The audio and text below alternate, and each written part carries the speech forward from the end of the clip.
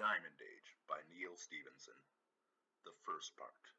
And there's a quote here by Sir Charles Petrie from the Victorians. Moral reforms and deteriorations are moved by large forces, and they are mostly caused by reactions from the habits of a preceding period. Backwards and forwards swings the great pendulum, and its alternations are not determined by a few distinguished folk clinging to the end of it. First chapter, subtitled, A Thief Visits a Mod Parlor, Noteworthy Features of Modern Armaments. The bells of St. Mark's were ringing changes up on the mountain when Bud skated over to the mod parlor to upgrade his skull gun. Bud had a nice new pair of blades with a top speed of anywhere from 100 to 150 kilometers, depending on how fat you were and whether or not you wore arrow. Bud liked wearing skin-tight leather to show off his muscles.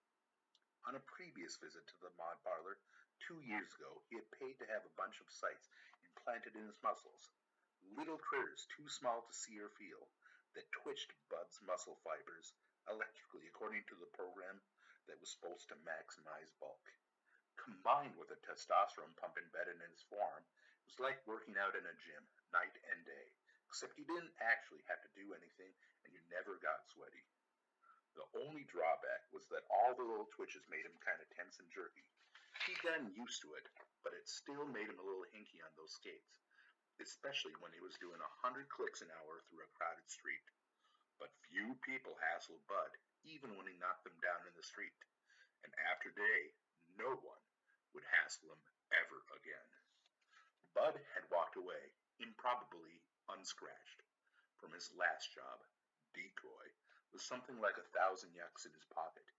He spent a third of it on new clothes, mostly black leather, another third of it on the blades, and was about to spend the last third at the mod parlor.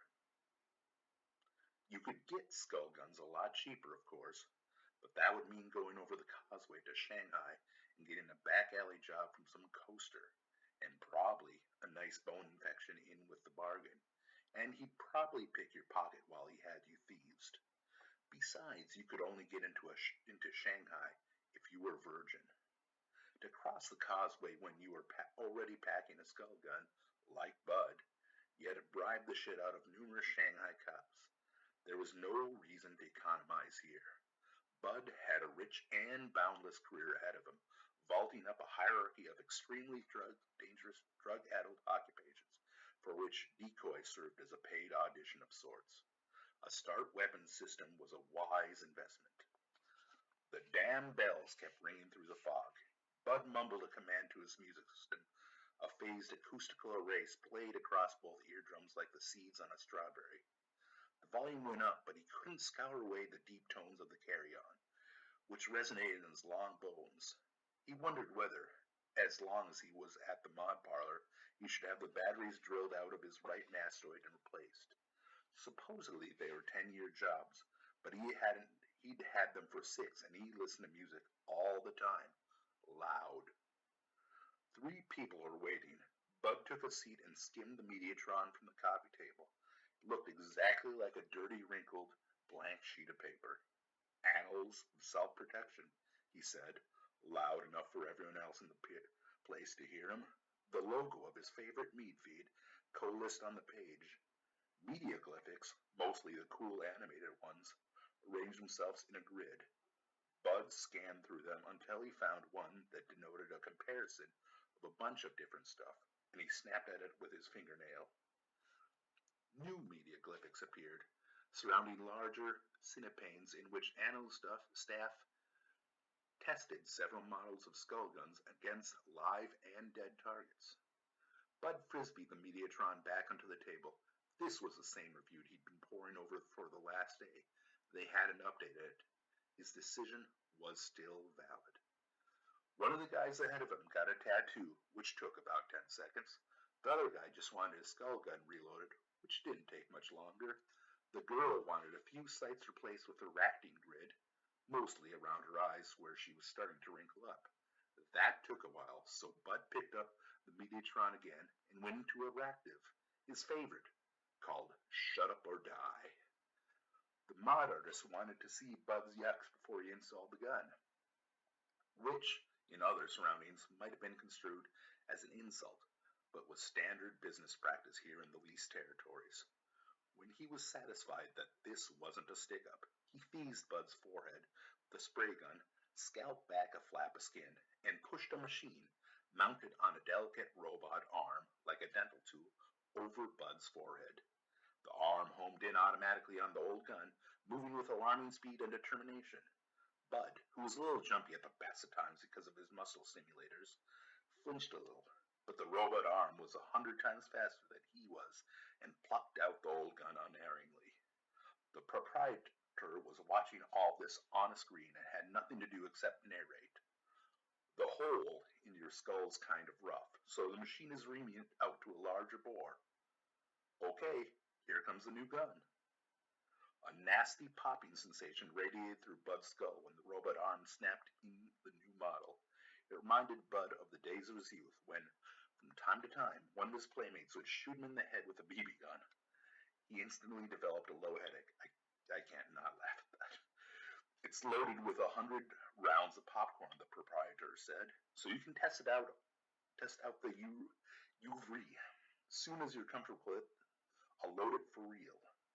He stapled the skin of Bud's forehead back together so it'd heal invisibly. You could pay the guy extra to leave the scar there on purpose so that everyone would know you were packing, but Bud had heard some chicks didn't like it. Bud's relationship with the female sex was governed by a galumphry of primal impulses, dim suppositions, deranged theories, overheard scraps of conversation, half-remembered pieces of bad advice, and fragments of no doubt exaggerated anecdotes that amounted to rank superstition. In this case, it dictated that he should not request a scar. Besides, he had a nice collection of sights, not very tasteful sunglasses with crosshairs huddled into the lens on your dominant eye. They did wonders for marksmanship, and they were real obvious too, so that everyone knew you didn't fuck with a man wearing sights. Give it a whirl, the guy said, and spun the chair around. It was a big, old antique barber chair upholstered in swirly plastic. So Bud was facing a mannequin in the corner of the room. The mannequin had no face or hair and was speckled with little burn marks, as was the wall behind it.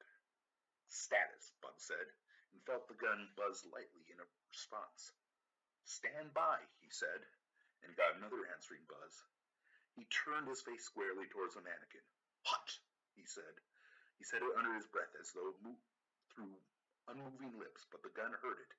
He felt a slight recoil tapping his head back, and a startling pop sounded from the mannequin, accompanied by a flash of light on the wall above his head. Bud's headache deepened, but he didn't care. This thing runs faster ammo, but you'll have to get used to aiming a tad lower, said the guy. So Bud tried again, and this time popped the mannequin right in the neck. Great shot. That would have decapitated if you were using Hellfire, the guy said. Looks to me like you know what you're doing, but there's other options too, and 3 magazines so you can run multiple ammos. I know, Bud said. I've been checking this thing out. Then, to the gun. Disperse 10, medium pattern. Then he said, hot again. His head snapped back much harder, and 10 pops went off at once, all over the mannequin's body and the wall behind it. The room was getting smoky now, starting to smell like burned plastic. You can disperse up to 100, the guy said, but the recoil would probably break your neck. I think I got it down, Bud said, so load me up. First magazine with electrostun rounds, second magazine with cripplers, third with Hellfires.